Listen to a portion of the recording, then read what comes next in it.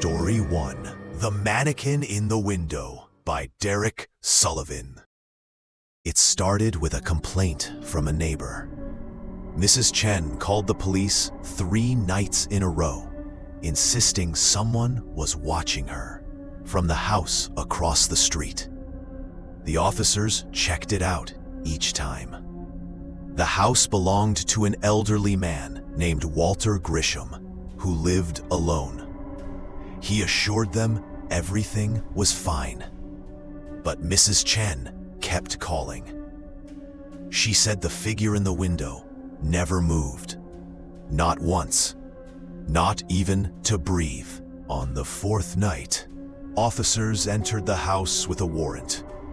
Walter answered the door calmly, smiling too wide. He led them inside without protest. That's when they saw her. A mannequin, dressed in a nightgown, positioned perfectly in the window. Walter explained he bought it at an estate sale because he felt lonely. The officers laughed nervously and left. But Mrs. Chen called again the next night. She said the mannequin was wearing different clothes. Police returned. This time, Walter wasn't smiling. He stood in the doorway, blocking their view. When they pushed past him, they found the mannequin again. Same position, different outfit, different hair. One officer noticed something. The mannequin's hand was warm. They demanded Walter explain. He said nothing, just stared. That's when they heard breathing, shallow, rhythmic, coming from the mannequin. It wasn't a mannequin. It was a woman, drugged, posed, dressed up like a doll for 4 consecutive nights. Walter had kept her in the basement, bringing her upstairs only to display her in the window. She couldn't move or scream, only breathe. Investigators later found evidence of 3 other women. None were ever found. Walter never spoke another word. He just smiled. Story 2: The Voicemail That Lasted 3 Hours by Amanda Torres. Jenna woke up at 4 in the morning to 17 missed calls, all from her mother. But her mother had died 6 months ago. The calls came from her old number, which had been disconnected. Jenna's hands shook as she opened her voicemail. One message. 3 hours and 42 minutes long. She pressed play. At first, silence. Then breathing. Not her mother's. Someone else's. Heavy. Wet. Like they were crying or choking. For 20 minutes, just breathing. Then, footsteps. Slow, deliberate, walking on something that sounded like gravel or broken glass. Then, a voice, not her mother's, a man's voice, whispering her childhood nickname, a name only her mother knew. Jenna kept listening. The footsteps stopped. A door opened. The sound of wind. Then her mother's voice, crystal clear, saying her name, asking her to come home. Jenna felt her blood freeze. Her childhood home had been demolished 4 months ago. The recording continued. More footsteps. A car door closing. An engine starting.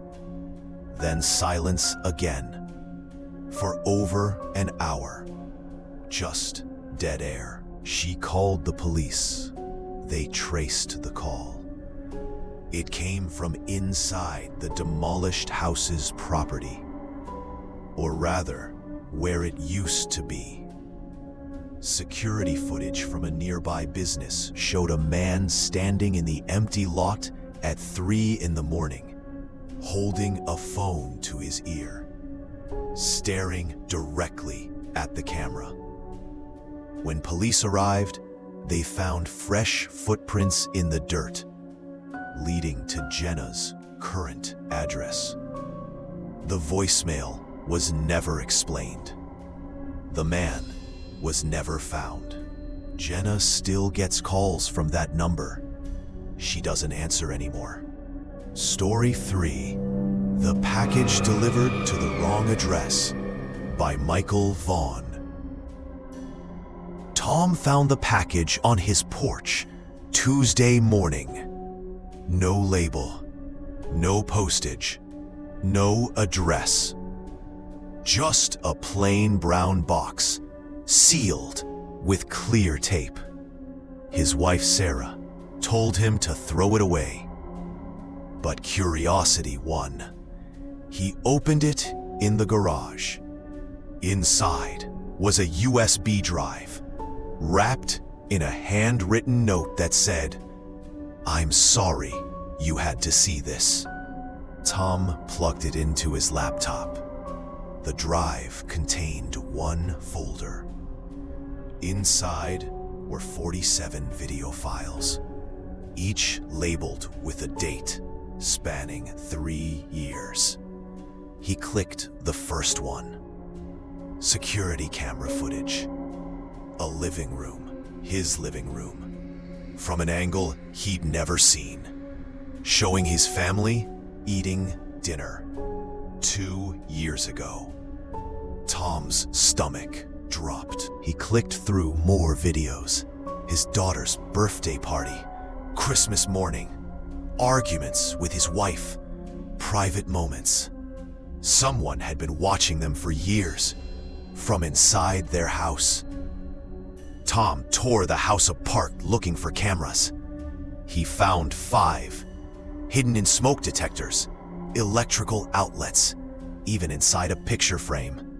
All wireless, all still recording. Police investigated. The cameras were sophisticated, professional grade. They traced the IP address. It led to the previous owner of Tom's house, a man named Richard Doyle. But Richard had died 3 months before the package arrived.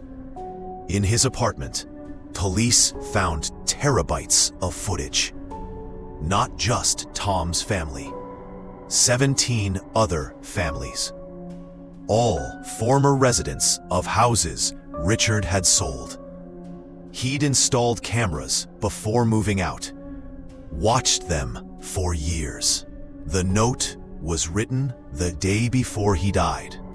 Police never determined who delivered the package or why.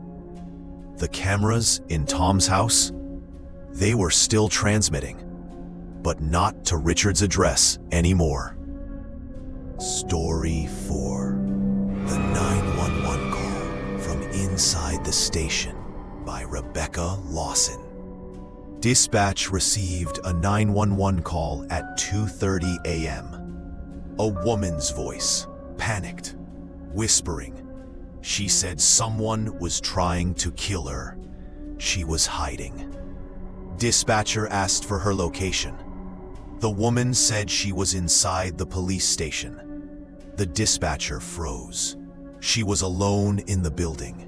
She looked around. Empty halls, locked doors. No one else should be there. The woman on the phone was crying now. She said he was getting closer. She could hear him breathing. The dispatcher checked the security cameras.